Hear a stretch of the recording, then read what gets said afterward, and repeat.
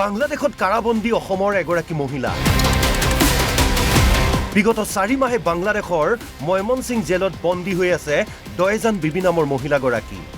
গৌৰীপুৰৰ নয়দাৰ মহিলাগৰাকীৰ সৈতে কোনো যোগাযোগ কৰিব নোৱাৰি চিন্তিত হৈ পৰিছে পৰিয়ালৰ লোক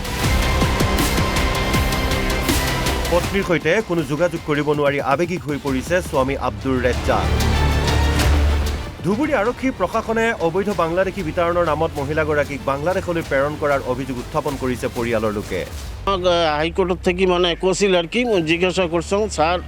আমার 10 জন বিবি আমার বউ আমার কোটেই আছে তাছে কয় বাংলাদেশত আছে পরে মই যোগাযোগ মানে কোর্টের মধ্যে আমি ক্যাশ করছিলাম আর কি যে কোটে আছে আমাকে দেখা লাগবে কোটেই রাখছেন আমার তোর লোকটা দেখা লাগবে না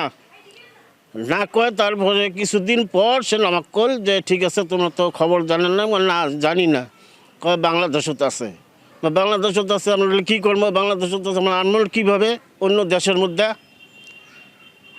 ঠিক আছে মানে কোর্টে যেটা রায় দিবে হ্যাঁ কিছুদিন অপেক্ষা কর কোর্টের থেকেই মানে যেটা রায় দিবে সেটা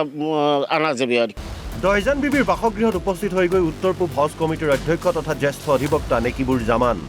মহিলাগৰাকীক উভতাই অনাৰ ক্ষেত্ৰত সহায় কৰিব অধিবক্তা নেকিবুৰ জামানে যিখিনি নেতৃস্থানীয় ব্যক্তি দল সংগঠন আছে সকলোৱে তেওঁলোকক সহযোগ কৰক আৰু তাৰে অধিবক্তা যিসকল লৈছে তেওঁলোকৰ মই নিজেও ব্যক্তিগতভাৱে কথা পাতিম যেতিয়া সুবিধা পাম গতিকে আদালতৰ মজিয়াতে এই কথাটো গুৰুত্ব সহকাৰে আৰু আগবঢ়াই নিয়াৰ ক্ষেত্ৰত যিখিনি ব্যৱস্থা ল'ব লাগে সেই বস্তুখিনি লওক মই কৈছোঁ যে তেখেতক ঘূৰাই অনা ক্ষেত্ৰতো তাৎক্ষণিকভাৱে ঘূৰাই আনে বিচাৰ সম্পূৰ্ণ হোৱাৰ পিছত যদি সঁচাকৈ বাংলাদেশ হয় তেওঁলোকে ইয়াৰ পৰা পুছবেক কৰক আপোনাৰ ক'বলগীয়া একো নাই মহিলাগৰাকীক সহায় কৰাৰ উদ্দেশ্যেৰে বাসগৃহলৈ যায় সংগঠনৰ নেতা দেশী জনগোষ্ঠীয় নেতৃত্বই গভীৰ উদ্বেগ প্ৰকাশ কৰি মহিলাগৰাকীক ঘূৰাই অনাৰ বাবে চৰকাৰক দাবী জনায় দয়জন বিবিয়ে আজি যোৱা পঞ্চায়ত নিৰ্বাচনত কিন্তু ভোটদান প্ৰদান কৰিছে তাৰ পিছতো দয়জন বিবি আজি বাংলাদেশত জেলত আছে এই কথাটো আমি প্ৰত্যেকজন দেশী মানুহে উপলব্ধি কৰিব লাগিব যদি এনেকুৱা হৈ থাকে তেনেহ'লে অনাগত দিনত আজি অসমৰ বুকত দেশী জনগোষ্ঠী বুলি জাতিটোৱেই নাইকিয়া হ'ব বুলি আজি স্থানীয় সচেতন দেশী মহলে আজি উপলব্ধি কৰিব পাৰিছে সেইকাৰণে মাননীয় মুখ্যমন্ত্ৰী মহোদয়ক দেশী জনগোষ্ঠীৰ তৰফৰ পৰা অনুৰোধ জনাইছোঁ অতি সোনকালে দয়জন বিবিক উভতাই অনাৰ ব্যৱস্থা কৰিব লাগে অৱশ্যে মহিলাগৰাকীক ঘূৰাই অনাৰ ক্ষেত্ৰত চৰকাৰে কি পদক্ষেপ গ্ৰহণ কৰে সেয়া লক্ষণীয় হ'ব ধুবুৰীৰ পৰা মহিবুল হক আলমৰ ৰিপৰ্ট অসম লাইভ 24 বাংলাদেশত কাৰাবন্দী অসমৰ এগৰাকী মহিলা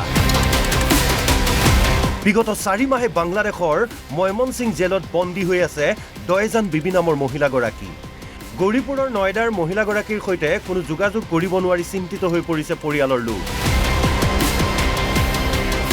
পত্নীৰ সৈতে কোনো যোগাযোগ কৰিব নোৱাৰি আবেগিক হৈ পৰিছে স্বামী আব্দুৰ ৰেজ্জাক ধুবুৰী আৰক্ষী প্ৰশাসনে অবৈধ বাংলাদেশী বিতৰণৰ নামত মহিলাগৰাকীক বাংলাদেশলৈ প্ৰেৰণ কৰাৰ অভিযোগ উত্থাপন কৰিছে পৰিয়ালৰ লোকে হাইকোর্টের থেকে মানে কছিল আর কি জিজ্ঞাসা করছেন স্যার আমার 10 জন বিবি আমার বউ আমার কোটেই আছে তাছে কয় বাংলাদেশত আছে পরে মই যোগাযোগ মানে কোর্টের মধ্যে আমি ক্যাশ করছিলাম আর কি যে কোটে আছে আমাকে দেখা লাগবে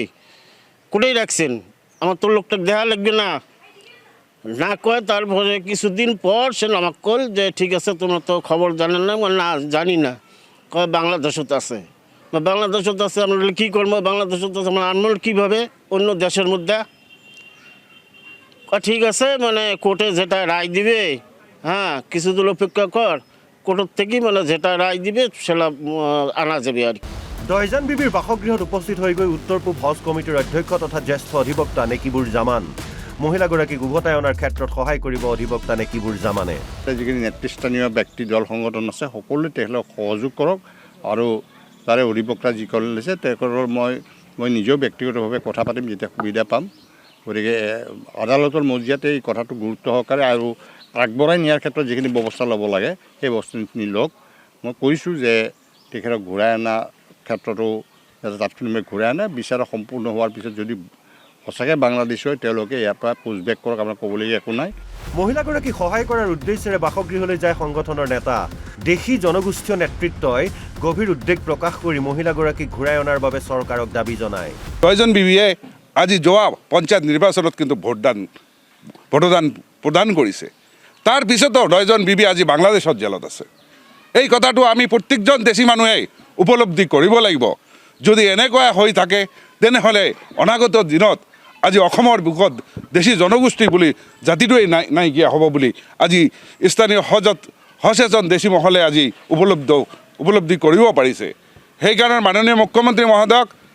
দেশী জনগোষ্ঠীৰ তৰফৰ পৰা অনুৰোধ জনাইছোঁ, অতি সোনকালে 10জন বিবিক উভতাই অনাৰ ব্যৱস্থা কৰিব লাগে। অৱশ্যে মহিলাগৰাকীক ঘূৰাই অনাৰ ক্ষেত্ৰত চৰকাৰে কি পদক্ষেপ গ্ৰহণ কৰে সেয়া লক্ষণীয় হ'ব।